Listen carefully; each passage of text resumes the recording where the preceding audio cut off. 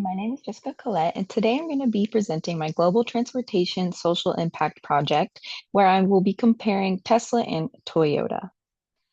So this is a little agenda about what we're going to be going over today, and it just shows basically everything that we had to compile when researching this project. So we'll mostly go into corporate sustainability, how they relate to each firm, as well as their sustainability approaches, and we'll finish up with some key learning points from each point that we get to on this project. So, to start a little bit about CSR, it's when businesses integrate ethical, social, and environmental concerns into their operations. It's basically a sustainable approach that focuses on long-term environmental stewardship and reduces negative impacts while ensuring economic viability.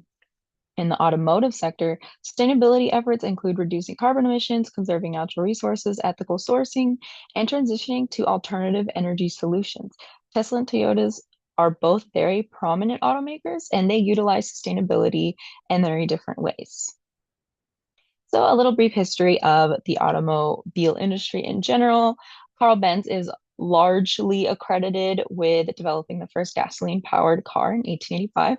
Then we have Henry Ford, who introduced mass production of cars with the assembly line.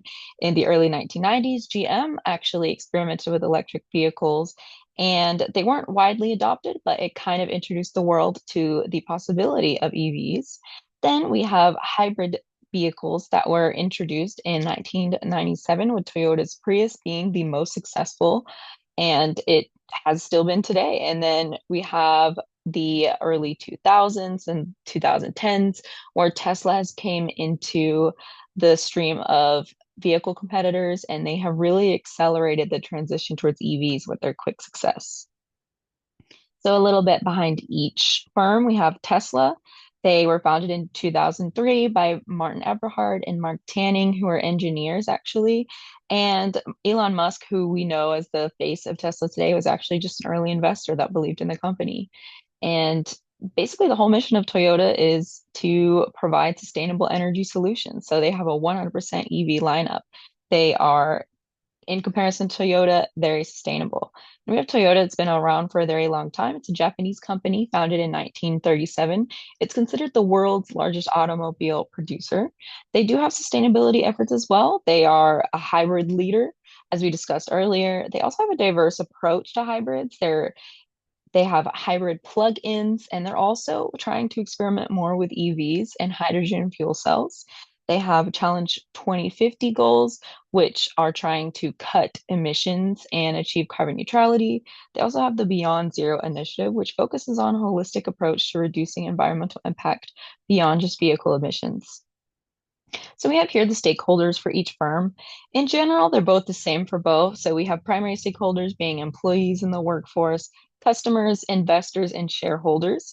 Each of these are very important to each company because the company will not be able to thrive without these shareholders, making them a primary shareholder source. And obviously, investors invest into a company. It's the whole reason that a company is able to start up. So that's very important. Secondary stakeholders, which are more emphasized by Toyota, but they're both the same, are regulatory bodies, so governments that make regulations for emissions that need to be met and other things like that. And we also have suppliers, which make the basically the material that they use. And we also have the local communities as well that have initiatives and things that they want in the community that these factories that are implementing these regulations for vehicles must follow.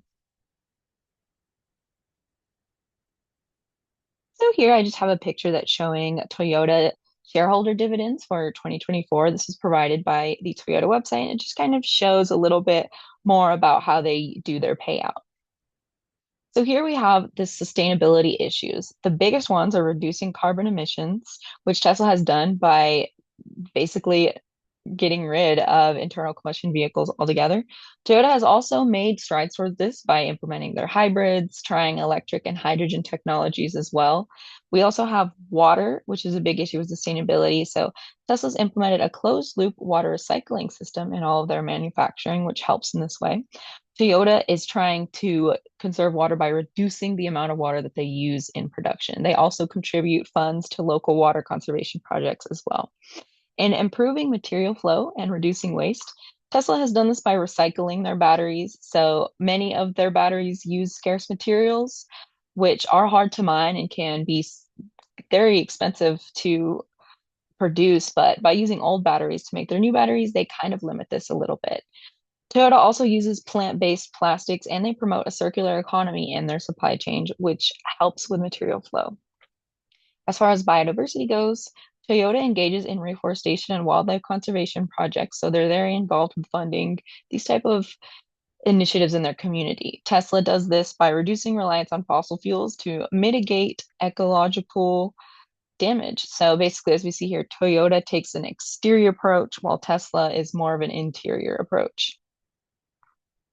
So with ethical reasoning, we have justice, utilitarianism, and rights. So with justice, Tesla focus on reducing carbon emissions, but they do use rare materials for batteries, which can be difficult to mine.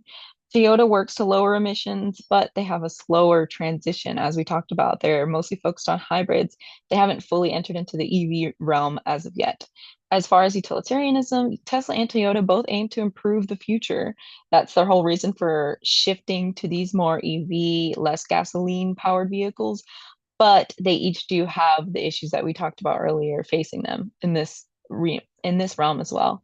As far as rights, Tesla and Toyota both work towards sustainability and protecting environmental rights, but their issues do delay this as well, and it can cause some concern for future generations that they will need to fix in the future.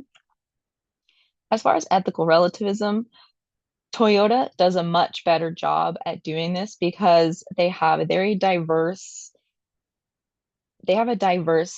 amount of vehicles and they have a very globally expanded chain. So sometimes hybrid vehicles could be more sustainable and a better option for people that live in areas that might not have as readily available electricity that might be needed for EVs. So Toyota has done a really good job at using ethical relativism to their advantage and keeping the morals and ethics across regions. Tesla is a newer company and they're still expanding globally. They haven't fully expanded, but their primary focus is on EVs. So if an EV does not fit into a culture, they can't really use Tesla because that's their main goal. Alternative energy strategies. So Tesla is basically an entirely alternative energy strategy company. They use entirely battery powered vehicles. They also have solar technology and charging accessories. Their challenge is that the battery production does require large amounts of lithium and other rare earth metals. That is a challenge that they're trying to fix, but they're still facing. Toyota is diversifying now with hybrids, plug-in hybrids, hydrogen fuel cells, and battery EVs, but they do have a slow transition. They're still focused on traditional ways, so they're not fully there as we see with Tesla. They also have their hydrogen fuel cell infrastructure, which is new, but it's underdeveloped. They're still working on it, and it's definitely not ready yet, but it is something that they keep pushing out to their audience. We have the Porter and Kramer articles.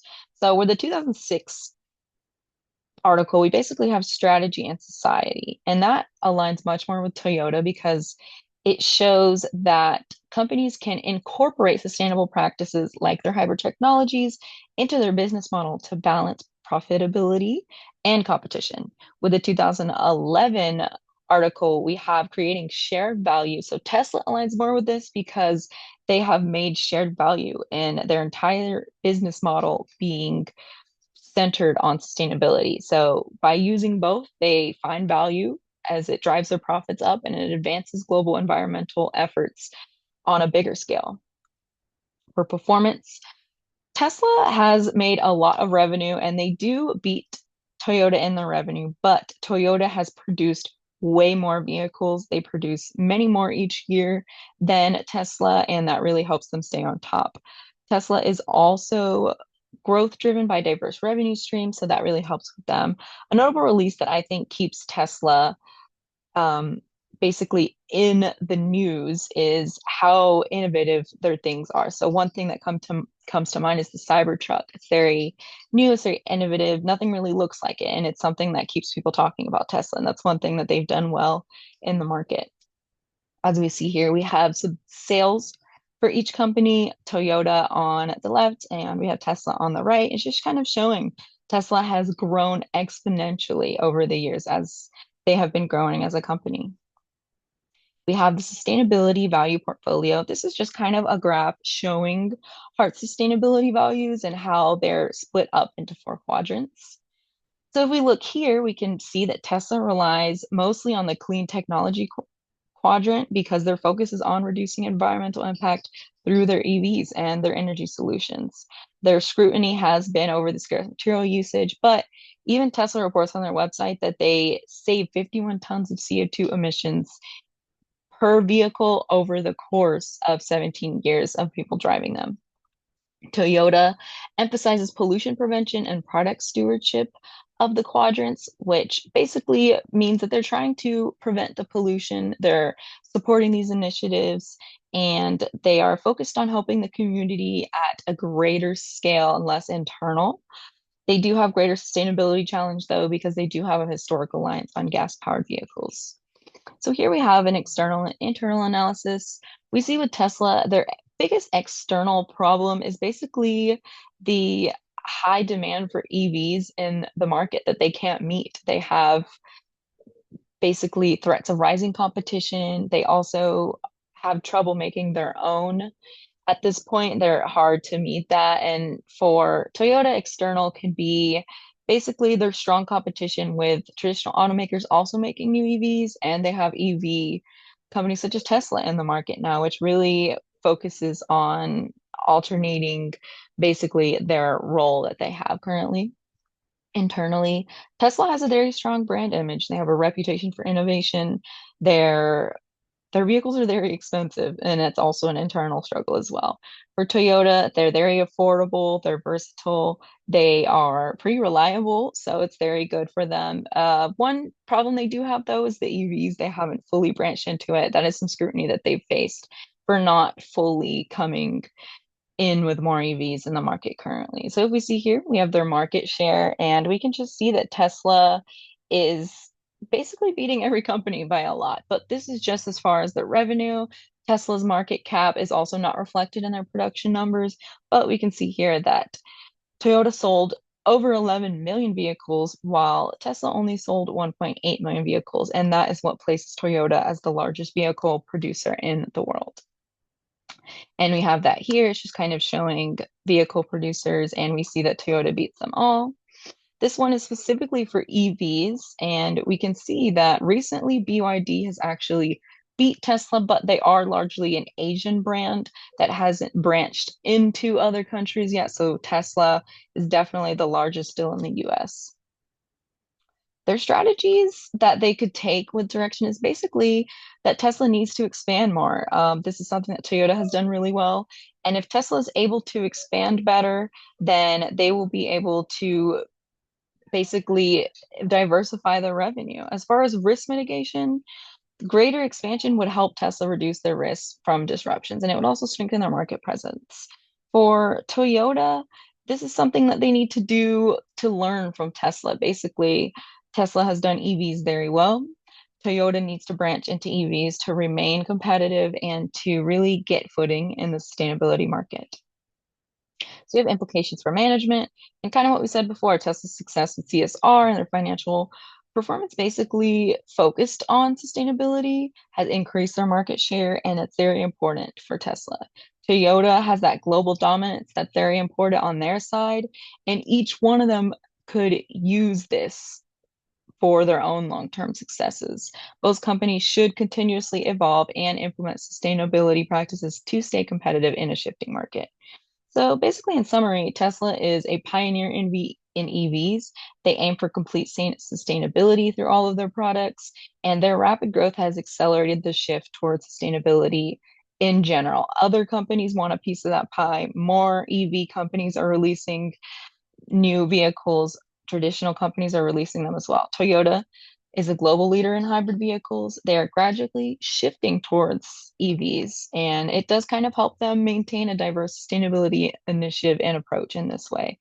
But despite the differences in their approaches, both companies are shaping the future of sustainability and transportation, and they can learn from each other to enhance environmental and social impacts. So here I just have the resource slide followed by another resource slide, and that is all for my presentation today. Thank you for watching, and I hope everyone has a good day.